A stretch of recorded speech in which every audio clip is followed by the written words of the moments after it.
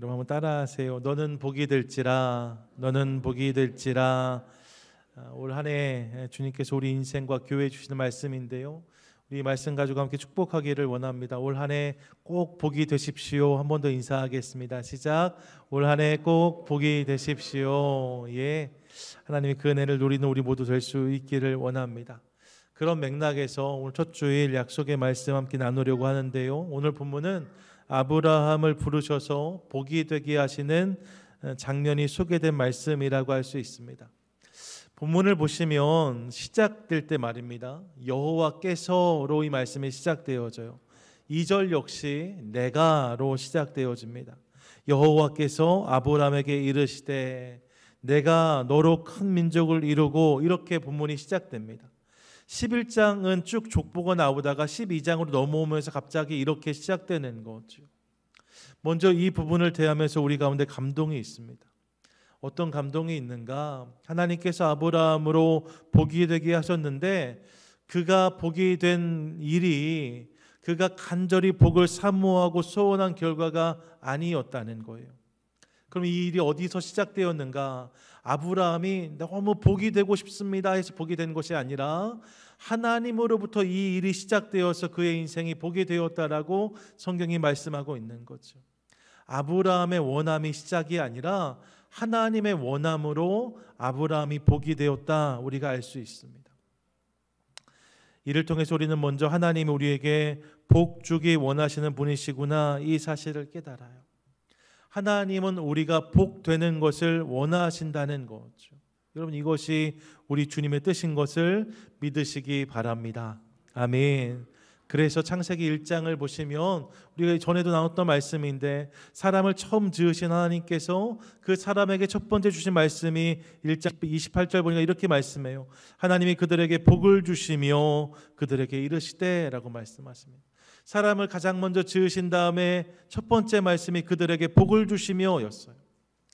대홍수로 모든 이 땅의 인생들을 심판하신 다음에 노아의 가정을 통해서 새로운 인류를 시작하시죠. 그때도 동일한 말씀이 주어지는데, 창세기 9장 1절에 보시면 하나님이 노아와 그 아들들에게 복을 주시며 라고 말씀해요. 다시 시작한 인류 속에서도 하나님의 첫 번째 말씀은 복을 주시며 였다는 거예요. 그리고 오늘 본문에서 다시 당신의 백성들을 세우시려고 그 시조로 아브라함을 부르시는데, 그 장면에서도 하나님은 동일한 모습을 보여주십니다. 여호와께서 아브라함에게 이르시되 너는 복이 될지라, 이렇게 말씀하세요. 무엇입니까? 우리 하나님은 복 주기 원하시는 분이시라는 거예요. 이 사실을 꼭 기억하고 싶습니다. 여러분, 우리 하나님은 우리에게 복 주기를 기뻐하시는 하나님이십니다. 믿으십니까? 아멘. 예, 여러분, 우리는 흔히 이렇게 생각해요. 복 받기를 원하는 것은 우리이고, 우리 간절히 원하면 어렵게 그 복을 내어주시는 분이 하나님이시라고 생각합니다. 그래서 퀴즈를 맞추듯이 답을 찾고 자물쇠를 열 때처럼 맞는 열쇠를 찾아와야 간신히 하나님이 주는 복을 차지할 수 있는 것처럼 오해하는 모습이 우리에게 있습니다. 하나님이 주시는 복을 누리는 과정을 숨바꼭질처럼 꽁꽁 숨겨 놓으셨는데, 그걸 간신히 애쓰고 노력해야 찾을 수 있는 것처럼 여기는 모습이 우리 가운데 있을 수 있어요. 하지만 그렇지 않다는 거예요. 하나님 우리에게 복 주시는 분이시고 그 복 되기를 원하시는 분이시라고 성경은 분명히 말씀하고 있습니다. 우리를 지으신 그날부터 지금까지 이 하나님의 원함은 계속되고 있음을 깨달아요. 그래서 주님이 우리를 사랑하시고, 그래서 우리에게 예수 그리스도를 주셨고, 그래서 성령께서 오늘도 우리 삶 가운데 동행하시는 거죠. 이 사실을 믿음으로 그분께서 오늘 내 삶 가운데 주시는 복을 누려가는 저와 여러분 되시기를 축복합니다. 아멘. 하나님이 우리가 복 받기를 원하세요. 복이 되기를 원하세요. 그런데 이렇게 생각하면 우리 안에 올라오는 하나의 질문이 있습니다. 그것이 무엇이냐? 하나님이 내 삶 가운데 복 주기를 원하신다고 말씀하시는데 왜 내 삶에는 그런 복이 없냐는 질문이에요. 사실 이렇게 사람들을 만나고 교제하다 보면 난 참 복을 많이 받았습니다 라고 말씀하는 분들도 물론 계시지만, 더 많은 경우에는 복이 없다고 혹은 박복하다고 말씀하시는 경우를 더 많이 듣습니다. 목사님, 제 인생은 참 박복한 인생이에요. 참 저도 복이 없는 사람입니다. 너무 힘들고 어렵게 살아왔습니다. 이런 말씀을 참 많이 들어요. 하나님은 복을 주신다라고 말씀하시는데 왜 우리는 그 복을 받지 못하는 것처럼 느껴지는가? 이유는 크게 두 가지일 거예요. 첫째는 복의 기준이 다르기 때문입니다. 다른 복의 기준에 대해서는 이미 팔복 시리즈 나눌 때 한번 같이 살폈던 기억이 있습니다. 하나님이 주시는 복과 우리가 기대하는 복은 차원이 다른 것이라고 말씀을 드렸어요. 우리가 원하는 복은 순간에 담기는 것이지만 하나님이 주시기 원하는 복은 영원에 담기는 것이라고 말씀을 드렸습니다. 우리가 원하는 복은 육신이 누리는 즐거움일 수 있지만 하나님이 주시는 복은 영혼을 만족시키는 기쁨이라고 말씀드렸어요. 여러분, 이게 우리가 정신 승리하자는 말씀을 드리는 게 아니에요. 그렇지 않은데 그런 것처럼 생각하면서 끝까지 버티자 이런 말씀을 드리는 게 아닙니다. 성경이 분명히 이 부분을 이렇게 기록해요. 욥기 20장 5절 보니까 이렇게 말씀한다. 함께 읽습니다. 시작. 악인이 이긴다는 자랑도 잠시요 경건하지 못한 자의 즐거움도 잠깐이니라. 여러분, 악인이 이기는 것처럼 보일 수 있고 경건하지 못한 자가 즐거움을 자랑할 수 있지만, 그런 사람들이 복받는 것처럼 보일 수 있지만 그들의 복은 잠깐이라는 거예요. 고린도서 4장 18절 말씀 함께 읽습니다. 시작. 우리가 주목하는 것은 보이는 것이 아니요 보이지 않는 것이니 보이는 것은 잠깐이요 보이지 않는 것은 영원함이라. 아멘. 보이는 것은 잠깐이요 보이지 않는 것은 영원함이라, 이렇게 말씀하세요. 이게 하나님의 관점인 거죠. 영혼에 담기는 복, 그것을 우리에게 주신다는 거예요. 그러니까 여러분, 하나님의 기준과 우리의 기준이 다를 수 있는데 그 다른 기준 속에서 말입니다. 그분이 진짜시니까, 그분이 우리를 지으셨잖아요. 그분이 우리의 주인이시잖아요. 우리는 기껏 살아야 100년이거든요. 하나님은 영원 속에 계신 분이세요. 그 영원으로 우리를 인도하시는 분이세요. 그러므로 그분이 말씀하시는, 그분이 허락하시는 복, 그 복을 사모하고 누리는 우리 될 수 있기를 원합니다. 더불어서 하나님이 주는 복을 경험하지 못한 두 번째 이유가 있어요. 그 이유가 무엇인가? 그것은 그 복을 받는 방법을 우리가 잘 모르기 때문입니다. 앞서 말씀드렸지만 하나님은 당신의 복을 꽁꽁 감추어 숨겨놓는 분이 아니세요. 그래서 성경을 보시면 성경에는 수도 없이 많은 인생을 통해서 하나님께 복받은 사람들의 이야기를 우리에게 보여주고 있습니다. 복받는 것이 특별한 노하우라서 꼭 싸매놓고서 안 보여주시는 것이 아니라 이렇게 하면 복을 받더라, 저렇게 하면 복을 받더라, 이렇게 알려주신다는 거예요. 식당에 가도 비법을 만드는 방법이 있잖아요. 그거는 이게 돈을 내야 그걸 배워오는 것 아닙니까? 지난 주간에 어디 식당에 갔는데 국이 맛있어서 여쭤봤더니 이거 1,000불 내고 배워온 거예요, 이렇게 말씀하시더라고요. 그렇게 사례를 해야 비결을 받을 수 있는데 하나님은 비법 대공개, 성경에 다 공개해 놓으셨어요. 하나님께 복받는 인생, 하나님의 복을 누리는 인생의 모습들을 우리 가운데 시원하게 보여주시는 거죠. 하나님이 당신의 백성들에게 어떻게 복을 주셨는지, 그들은 어떻게 하나님 복을 경험할 수 있었는지를 명명백백히 기록하고 계십니다. 그렇기에 우리가 이 부분을 살피고 우리 삶 가운데 그 모습을 담아낸다면 오늘 우리도 얼마든지 복의 주인공이 될 수 있어요. 그렇다면 하나님이 어떻게 복을 주시는가? 이 땅의 인생이 어떻게 하나님의 복을 경험할 수 있는가? 이 관심을 가지고 성경을 보면 그렇게 살필 수 있는 본문은 너무나 많이 있는데, 그 중에서 오늘은 특별히 하나님께 복을 받은, 하나님의 은혜로 복이 된 사람 중 대표적인 사람이라고 할 수 있는 아브라함을 함께 만나보려고 합니다. 오늘 본문은 2023년 우리에게 주신 약속의 말씀이기도 한데, 아브라함이 복이 되는 인생으로 부름받는 장면을 우리에게 보여주고 있어요. 여호와께서로 시작된 본문은 그렇게 우리에게 복 주시는 하나님을 보여주는 것으로 시작하여서 갈대아 우르에 살던 평범한 한 사람 아브라함이 어떻게 복이 될 수 있었는지 그 과정을 우리에게 보여주는데, 특별히 그 과정 속에서 하나님이 아브라함에게 요구하신 두 가지 행동이 있는 것을 우리가 발견합니다. 이 두 가지의 요청, 이 두 가지의 초대에 응하는 것을 통하여서 아브라함이 복이 될 수 있었다는 거죠. 그래서 오늘은 이 복이 되는 인생을 향한 두 가지 부르심을 함께 나누는 것으로 하나님의 음성을 함께 살펴가려고 합니다. 복이 되는 인생을 위한 두 가지 부르심. 어떤 부르심인가? 여러분, 첫 번째 부르심은 떠나라입니다. 한번 따라하시죠. 떠나라, 떠나라. 창세기 12장 1절인데 함께 읽습니다. 시작. 여호와께서 아브라함에게 이르시되 너는 너의 고향과 친척과 아버지의 집을 떠나라고 말씀하세요. 너를 복이 되게 하겠다 부르신 장면이 2절에 나오는데, 이 부르심을 위해서 첫 번째 요구하신 것이 무엇이었는가? 그것이 떠나였다고 성경은 말씀합니다. 부르심은 항상 떠남으로 시작됩니다. 부르심은 항상 떠남을 통해서 임하게 돼요. 에베소서 4장에서도 여러분 기억해 보시면 새 사람을 입으라라고 말씀하시는데, 새 사람을 입으란 말씀 앞에 단서가 무엇인가, 전제가 무엇인가? 썩어져가는 구습을 따른 사람을 벗어버리고 라는 말씀이 먼저 나와요. 여러분, 벗어야 입을 수 있어요. 떠나야 따를 수 있는 거죠. 감사해요. 근데 어디를 떠나라 하시는가? 고향 친척 아버지 집을 떠나라고 하십니다. 고향 친척 아버지 집이 어디이고 무엇일까요? 여러분, 우리가 흔히 이렇게 생각해요. 먼저 고향 친척 아버지 집은 아브라함에게 익숙함이다 생각합니다.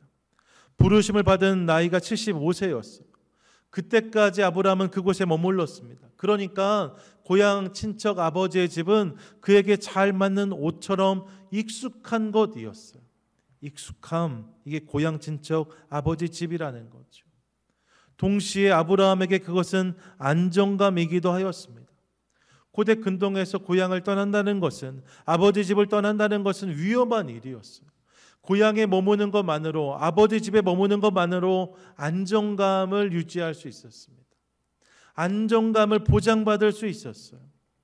모든 것이 불안한 당시 상황 속에서, 그러므로 고향과 아버지의 집은 든든한 울타리요 버팀목이었음이 분명합니다. 그러니까 고향 친척 아버지 집을 안정감이라고도 설명할 수 있어요. 맞지요? 아브라함에게 고향 친척 아버지 집은 그런 곳이었습니다. 익숙함, 안정감, 이게 다 이런 맥락이라는 거예요. 그런데 말입니다, 익숙함과 안정감, 이것이 고향 친척 아버지 집일 수 있는데 이게 무조건 나쁜 것인가? 그럼 어떻게 생각하세요? 그럴 수도 있고 그렇지 않을 수도 있습니다. 사실 이런 부분이 우리 삶에 주는 유익도 분명히 있어요. 익숙함이 주는 유익이 있습니다. 안정감이 주는 유익이 있습니다. 나무를 자꾸 옮겨 심으면 열매가 안 나잖아요. 하지만 한 곳에 심고 기다려주면 결국 열매를 내거든요. 이게 그런 거죠, 여러분. 익숙함과 안정감이 주는 혜택이 있습니다. 예수님도 예수님의 삶을 기억해 보시면 익숙한 지역을 중심으로 사역하셨어요. 바울의 사역 역시 오래된 동역자들이 있었습니다. 익숙함과 안정감이 무조건 나쁜 것이 아니라는 거예요. 익숙함과 안정감이 나쁘기 때문에 떠나라, 이런 말씀이 아니라는 거죠. 유익할 수 있어요. 그럼 왜 하나님은 고향 친척 아버지 집을 떠나라고 아브라함에게 말씀하셨을까? 다른 이유를 생각해 볼 수 있습니다. 다른 이유가 무엇일까? 그것은 그곳에 하나님이 계시지 않았기 때문이에요. 사실 이게 가장 중요한 이유인 거죠. 여호수아서 24장 14절 보시면 이렇게 기록하는데 함께 읽습니다. 시작. 그러므로 이제는 여호와를 경외하며 온전함과 진실함으로 그를 섬기라. 너희의 조상들이 강 저쪽과 애굽에서 섬기던 신들을 치워버리고 여호와만 섬기라. 아멘. 여러분, 이 부분을요, 새 번역 성경으로 보면 이렇게 기록되어 있는데 잘 들어보세요. 당신들은 이제 주님을 경외하면서 그를 성실하고 진실하게 섬기십시오. 그리고 여러분은 여러분의 조상이 강 저쪽의 메소포타미아와 이집트에 섬기던 신들을 버리고 오직 주님만 섬기십시오라고 말합니다.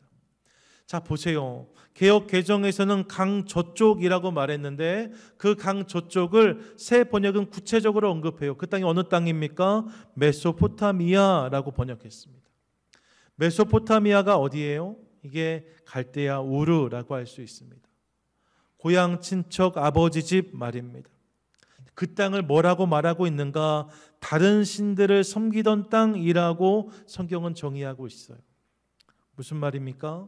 본토 친척 아버지 집의 정체가 여기에 있다는 거예요.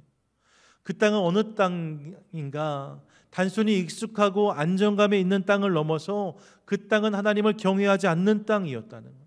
하나님 다스림 밖에 있는 땅이었다는 거죠. 그래서 하나님이 아닌 다른 신들을 의지하며 살아가는 땅, 그것이 그곳의 정체였습니다. 다른 신들을 붙잡고 살아가는 땅이 고향 친척 아버지 말입니다. 신들만이 아니지요. 그곳에서는 아브라함이 의지할 것이 신들 말고도 너무나 많이 있었어요. 사람도 의지가 되고 집도 의지가 되고 가족도 의지가 되고 의지할 것이 너무나 많이 있는 땅이 그곳이었습니다. 다르게 말하면 하나님 없이도 얼마든지 살 수 있는 땅이 고향 친척 아버지 집이었다는 거예요. 하나님 없이도 얼마든지 살아갈 수 있는 땅, 이게 고향 친척 아버지 집인 거지. 하나님은 그곳을 떠나라고 하시는 거예요. 단순한 익숙함이나 안정감이 아니라 하나님이 없는 삶의 자리, 하나님이 없어도 괜찮을 것처럼 느껴지는 삶의 영역들을 거절하고 거부하라고 말씀하시는 거죠. 하나님은 당신의 복이 이를 통해 주어지기 시작한다고 말씀하십니다. 이 떠남을 통해서 진짜 복이 삶 가운데 임하게 된다는 거예요. 이 사실을 기억하고 싶습니다.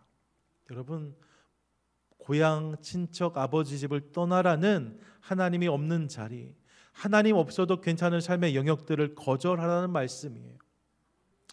이렇게 생각하면 오늘 우리 삶에도 떠나야 할 것들이 있는 것들을 깨닫습니다. 우리 삶에 주어진 안정감과 익숙함 그 자체가 나쁜 것이 아니라고 말씀드렸어요. 하지만 그로 인하여서 하나님을 향한 간절함이 점점 사라지고 하나님에 대해 둔감해지는 모습이 우리 가운데 있다면 그 부분을 고쳐 세우는 것이 중요합니다. 어떤 장로님이 그런 말씀하시는 거 들은 적이 있습니다. 아내 권사님이 느지막이 운전을 시작하셨는데, 그런데 그 면허를 따시고 처음 운전을 시작하실 때 말이에요. 차를 같이 타시는데 여보 내가 운전해 볼게 하고 아내 권사님이 운전대를 잡으시면 출발하는 데까지 한참의 시간이 걸렸다는 거예요. 이유가 뭐냐? 운전대를 붙잡고 그렇게 간절히 기도하시더라는 거죠. 한 번도 바로 출발한 적이 없다는 거예요. 너무 급하고 빨리 출발해야 되는 날들도 있는데 운전대만 붙잡으면 정말 그렇게 간절히 기도하는 걸 본 적이 없으시대요. 주님, 사고 나지 않게 해달라고 그렇게 몇 분씩 기도하고 출발하셨다는 거죠. 중요한 것은 그런데 지금은 그 권사님이 그렇게 하지 않으신다는 거예요. 그 장로님 무슨 말씀하시는가? 지금은 목사님 그렇지 않아요. 지금은 프리웨이 올라가면 저보다 훨씬 먼저 가요. 이렇게 말씀하시더라고요. 시동을 걸면 순식간에 출발한다는 거예요. 왜요? 익숙해졌기 때문인 거죠. 여러분 이민 오셔서 비즈니스 처음 여실 때 말입니다. 처음 가게를 시작할 때 매일매일 두렵고 떨려서 이것이 안 되면 안 되는데 이런 불안감 때문에 매일매일 셔터를 올리고 문을 열면서 기도해야 하루를 시작할 수 있는 순간들이 우리 가운데 있었습니다. 하지만 어느 순간부터 기도하지 않아도 웬만큼 매출이 나고 장사가 되니까 이제는 그냥 그렇게 지나가는 부분들이 우리 삶 가운데 있을 수 있어요. 하나님의 도우심이 아니면 우리 자녀들을 키울 수 없을 것 같았는데 어느 순간부터 보니까 그냥 알아서 크는 것 같아요. 그래서 하나님께 올려드리는 간절함이 사라진 부모의 마음도 있을 수 있습니다. 주일이 되어 예배에 나오는 것이 설레일 때가 있었는데 어느 순간부터 의무 방어전 치르듯이 그렇게 성경을 들고 집을 나서는 모습이 우리 가운데 있을 수 있어요. 여러분, 이 모든 모습을 우린 떠나야 된다고 말씀하세요. 하나님 없는 안정감, 하나님 없는 익숙함, 그것은 복이 아니라 독이라고 하십니다. 그런 모습이 우리의 고향 친척 아버지 집이고 그곳을 떠나라고 말씀하시는 거예요. 새해를 시작하는 첫날 여러분 내 삶 가운데 그런 모습 있을 수 있습니다. 아브라함의 고향 친척 아버지 집처럼 하나님이 주인 되시지 않는 삶의 모든 영역들, 하나님 없이도 잘 살고 있는 것처럼 느껴지는 삶의 자리들 있을 수 있어요. 여러분 그러시다면 이제 그 자리에서 우리의 삶을 다잡도록 하겠습니다. 돌이키도록 하겠습니다. 주님이 아니시면 우리는 하루도 살 수 없는 자들이거든요.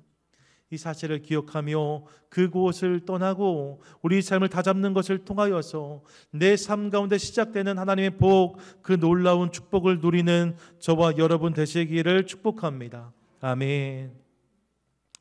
복이 되는 인생을 위한 부르심 두 번째, 그 부르심 뭐냐? 나아가라는 거예요. 따라하시죠. 나아가라, 나아가라. 창세기 12장 1절 우리 한 번 더 읽습니다. 시작. 여호와께서 아브라함에게 이르시되 너는 너의 고향과 친척과 아버지의 집을 떠나 내가 내게 보여줄 땅으로 가라. 예, 가라고 말씀하세요. 나아가라는 거죠. 고향 친척 아버지 집을 떠나라 하신 하나님은 이어서 내가 너에게 보여줄 땅으로 가라고 말씀하십니다. 이에 주님이 부르시는 곳을 향해 나아가는 것을 통해서 복이 되게 하시겠다 말씀하시는 거예요. 잘하는 말씀이죠. 내가 너에게 보여줄 땅으로 가라. 그럼 복이 된다는 거예요. 간단한 말씀 같지요. 그런데 말입니다. 조금 이상한 것이 있어요. 저도 이 말씀을 수도 없이 들었는데 읽을 때마다 제 안에 의아한 마음, 질문이 하나 있어요. 그게 뭐냐? 하나님이 지금 아브라함에게 가라고 말씀하신 목적지가 명확하지 않다는 것입니다. 여러분 본문을 보세요. 젖과 꿀이 흐르는 땅으로 초대하시는 것이 아닙니다. 아름답고 풍성한 땅으로 초대하는 것이 아닙니다. 보여준 땅이라고도 말씀하지 않으세요. 뭐라고 말씀하세요? 보여줄 땅으로 가라고 하십니다. 보여줄 땅. 여러분 시제를 보세요. 보여준 아닙니다. 보여주는도 아닙니다. 보여줄 땅으로 가라고 말씀하세요. 여러분 이렇게 생각해 보면 이 땅은 지금 아브라함이 한 번도 본 적이 없는 땅입니다. 그 땅이 어디에 있는지 알지 못해요. 그 땅이 어떻게 생겼는지도 알지 못해요. 참 난감한 이야기 아니겠습니까? 그런데 그 땅으로 가라는 거예요. 이렇게 생각하면 이 말씀은 사실 이해하기 어려운 말씀입니다. 본 적이 없는 땅인데 어디에 있는지 어떻게 가는지도 알지 못하는데 보여줄 땅으로 가라 이렇게 그냥 말씀하시는 거죠. 여러분 보여줄 땅으로 가라 우리에게 말씀하신다면 어떻게 그 땅으로 가시겠어요? 보여줄 땅으로 가라. 그 땅이 어딘지 어떻게 가는지 땅의 이름은 뭔지 아무것도 알지 못하는데 이렇게 말씀하신다면 여러분 어떻게 하시겠습니까? 사실 난감한 거죠. 보여줄 땅으로 가라. 보여줄 땅으로 가는 방법. 이 부분을 가지고 묵상하다가 제가 깨달은 보여줄 땅으로 가는 방법이 그런데 한 가지 있어요. 보여줄 땅으로 가라. 이 말씀이 참 난감한 말씀이거든요. 이 말씀과 저도 오랫동안 묵상했는데 이 말씀 묵상하다 제가 깨달은 한 가지 방법. 보여줄 땅으로 가는 유일한 방법이 뭐냐? 그것은요. 보여줄 일을 따라가는 거예요. 뭐라고요? 보여줄 일을 따라가는 거예요. 제가 여러분에게 여러분 제가 보여드릴 땅으로 가십시오 라고 이렇게 지금 말씀드린다고 가정해 보세요. 오늘 예배 끝나고 제가 보여드릴 땅으로 가시지요 이렇게 말씀드린다고 상상해 보세요. 이 말씀을 듣고 여러분 중에 바로 밖으로 나가는 분이 계시다면 그거야말로 이상한 분이십니다. 제가 보여드릴 땅으로 함께 가시지요 말씀드린다면 여러분 예배가 끝나면 밖으로 나가시면 안 돼요. 그 옳은 반응은 뭐예요? 저를 바라보셔야 돼요.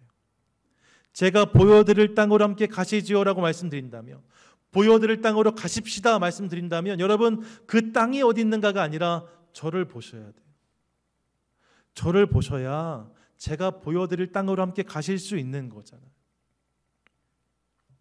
예, 그렇게 생각하니까 보여줄 땅으로 가라는 말씀은 사실 그 땅을 보여줄 일을 따르라는 말씀으로 이해할 수 있다는 사실을 깨닫습니다. 뭐예요? 하나님을 붙들고 따라오라는 거예요.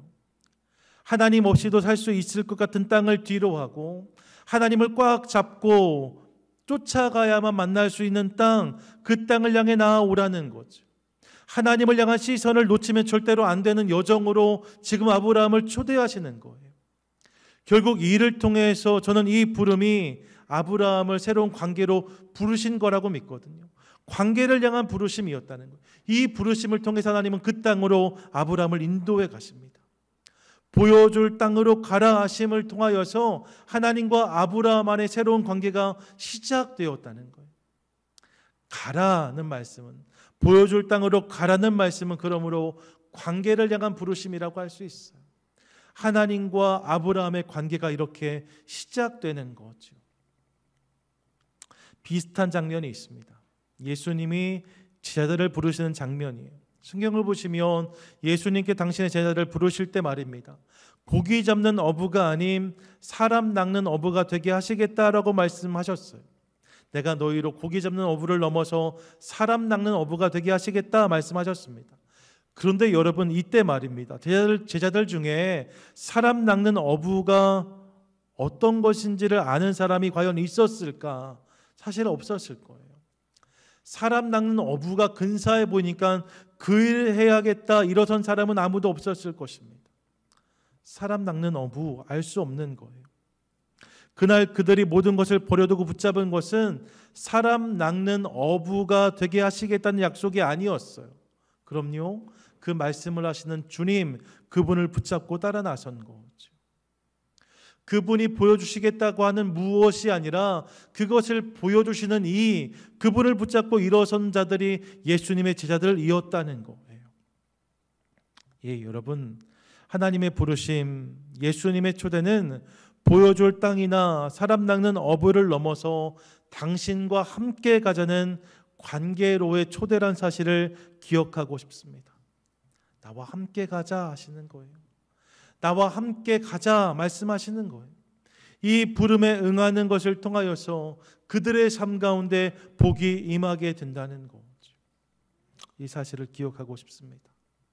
내일 일은 난 몰라요 찬양을 우리가 알아요.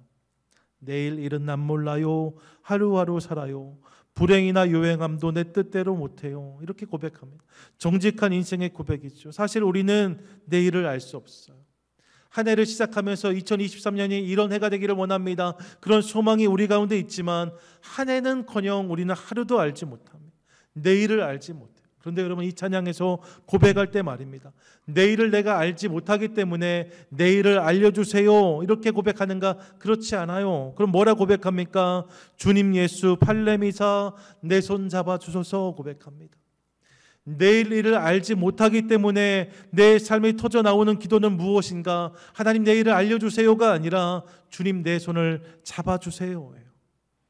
주님 나와 함께 가주세요. 그게 훨씬 중요하다는 거예요.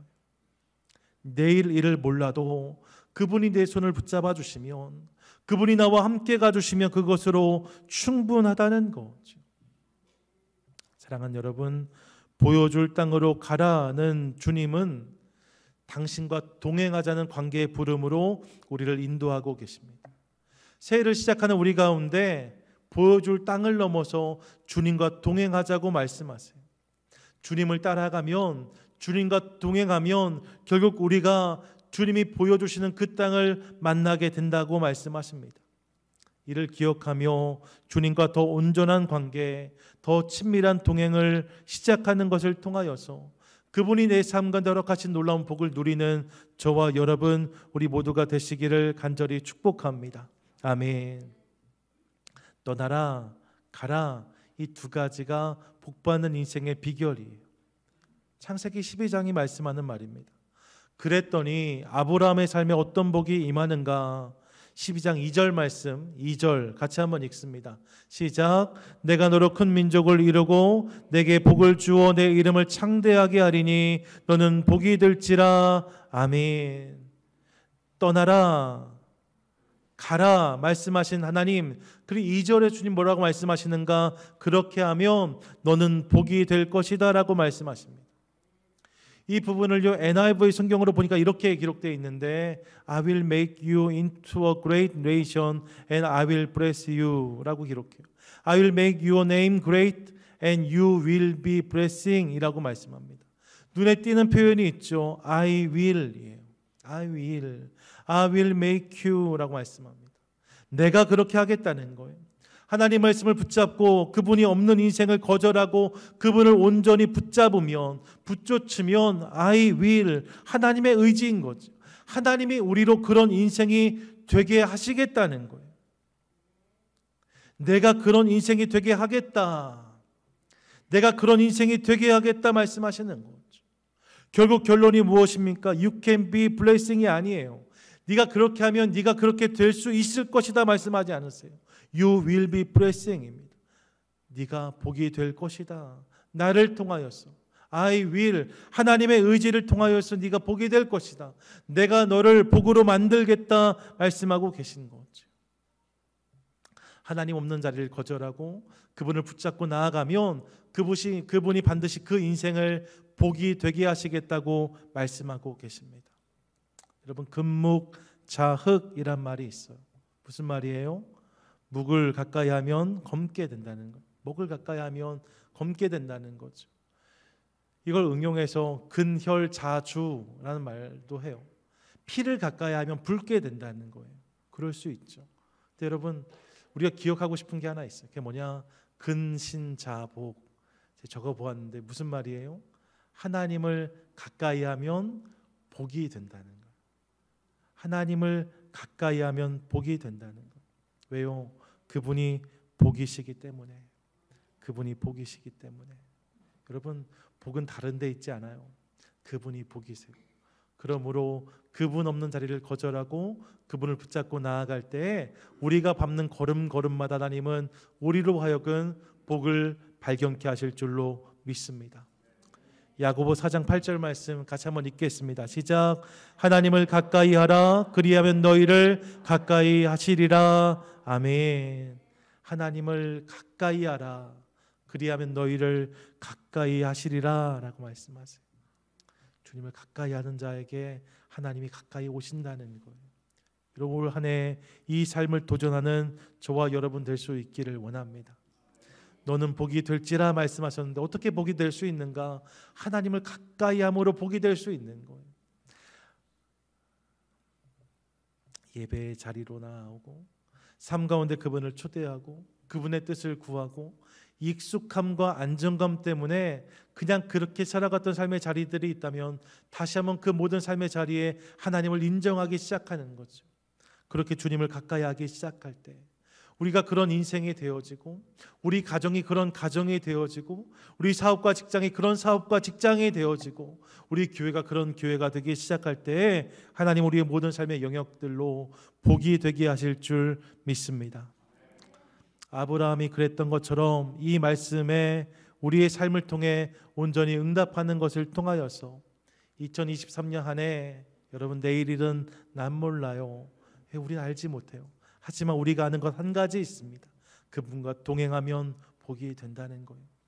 주님 예수 팔레미사 내 손 잡아 주소서.